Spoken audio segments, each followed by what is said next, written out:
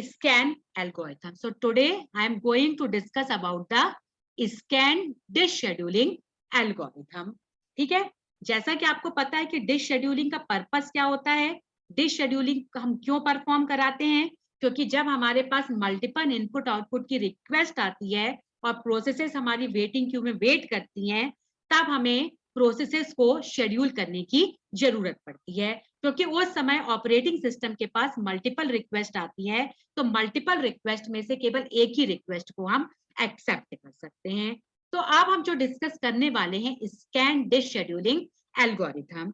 Scan dish scheduling algorithm को हम elevator algorithm भी कहते हैं। इसको एलिवेटर एल्गोरिथम क्यों कहते हैं, क्योंकि ये एलिवेटर की तरह वर्क करती है। एलिवेटर का काम क्या होता है, एक पोजीशन से यदि आपका एलिवेटर है तो सबसे पहले मान लीजिए डाउन पोजीशन पे जाके सारी रिक्वेस्ट को एक्सेप्ट करता है, फिर डाउन पोजीशन से जाके अपर पोजीशन में जो भी हमारी रिक्वेस्ट आती है उन रिक्वेस्ट को एक्सेप्ट करता है। तो स्कैन एल्गोरिथम भी क्या करती है, जहां पर आपकी करंट डिस्पोजिशन होती है उससे या तो फॉरवर्ड डायरेक्शन में सबसे पहले जाएगी और सारी रिक्वेस्ट को एक्सेप्ट करती जाएगी, और इसके बाद बैकवर्ड डायरेक्शन में आएगी और बैकवर्ड डायरेक्शन में हमारी जितनी भी रिक्वेस्ट आएंगी उन रिक्वेस्ट को क्या करती जाती है, एक्सेप्ट करती जाती है। इसीलिए इसका नाम क्या पड़ गया है आपका, स्कैन एल्गोरिथम। तो बैक एंड फोर्थ डायरेक्शन में, मतलब सबसे पहले आपका फॉरवर्ड डायरेक्शन में जाएगी और फिर क्या जाएगी, बैकवर्ड डायरेक्शन में जाएगी। तो ये एल्गोरिथम क्या करती है, जब फॉरवर्ड डायरेक्शन में जाती है तो लास्ट ट्रैक तक जाती है, आपकी रिक्वेस्ट हो या ना हो, लास्ट ट्रैक तक के डेटा तक जाएगी और लास्ट ट्रैक के बाद आपकी कहाएगी इनिशियल बिल्कुल फर्स्ट फ्लोर। जैसे कि आपकी मान लीजिए कि आपका फर्स्ट फ्लोर में आपकी लिफ्ट है, तो फर्स्ट फ्लोर से सबसे पहले लिफ्ट आपकी मान लीजिए 8th फ्लोर तक है आपके, तो 8th फ्लोर तक जाएगी और भले ही आपकी वहां पर कोई आपका हो या ना हो, किसी को मतलब किसी को जाना हो या ना जाना हो, आपके 8th फ्लोर तक आपकी क्या होगी, लिफ्ट जाएगी और 8th के बाद कहां पर आएगी, फिर आपकी ग्राउंड फ्लोर पे आएगी। एग्जैक्टली उसी वे में आपकी स्कैन एल्गोरिथम वर्क करती है, इसीलिए इसको एलिवेटर एल्गोरिथम भी कहते हैं। तो हमने सेम एग्जांपल लिया हुआ है, हमारे पास 8 प्रोसेसेस हैं, 8 हमारे पास रिक्वेस्ट आई हुई हैं। अब ऑपरेटिंग सिस्टम स्कैन एल्गोरिथम का यूज करके जितनी भी प्रोसेसेस हैं उनकी रिक्वेस्ट को क्या करेगा, शेड्यूल करेगा। तो सबसे पहले जो हमारी इनिशियल करंट हेड पोजीशन थी 53, तो हम कैसे चूज करते हैं कि हमें अपवर्ड डायरेक्शन में जाना है, फॉरवर्ड डायरेक्शन में जाना है।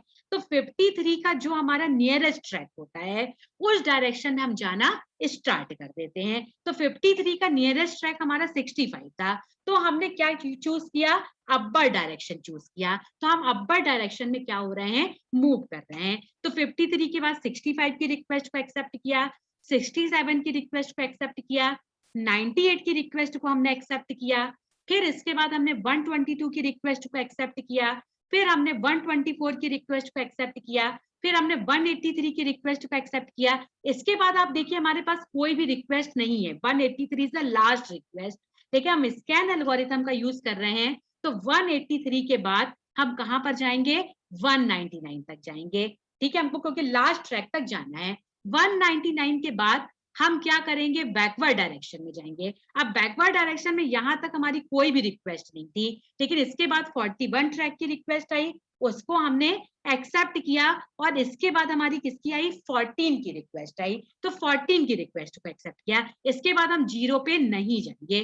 तो बैकवर्ड डायरेक्शन में आपकी लास्ट जहां तक रिक्वेस्ट थी वहां पर ही हम अपने मतलब ट्रैक को केवल सर्च करेंगे, लेकिन जब हम अपर डायरेक्शन जाएंगे तो हम कहां तक जाएंगे, लास्ट ट्रैक तक जाएंगे। तो ये पॉइंट आपको स्कैन एल्गोरिथम में याद रखना पड़ेगा कि अपर डायरेक्शन में हमको लास्ट ट्रैक तक जाना है, लेकिन बैकवर्ड डायरेक्शन में केवल लास्ट हमारी जो भी रिक्वेस्ट होगी उस रिक्वेस्ट को हमें क्या करना है, एक्सेप्ट कराना है। तो यहाँ पर जब आपको total head movement find out करना पड़ेगा, तो 65 minus 53 plus 67 minus 65 plus 98 minus 67 plus 122 minus 98 plus 124 minus 122 plus 183 minus 124 plus 199 minus 183 plus 199 minus 41 plus 41 minus 14। तो यहाँ पर आप इस तरीके से जब कैलकुलेट करोगे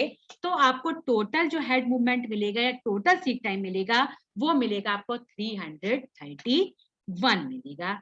इस एल्गोरिथम को यूज करने का सबसे बड़ा जो एडवांटेज होता है कि जैसे मैंने आपको बताया था कि सॉर्टेड जो सीक टाइम फर्स्ट एल्गोरिथम, इसमें हो सकता कोई रिक्वेस्ट आपकी इनफाइनाइट टाइम तक वेट करती रहे, वो रिक्वेस्ट आपकी फुलफिल ना हो पाए। लेकिन इस एल्गोरिथम में जितनी भी प्रोसेसेस होती हैं, सभी प्रोसेसेस की रिक्वेस्ट आपकी क्या की जाती है, एक्सेप्ट की जाती है।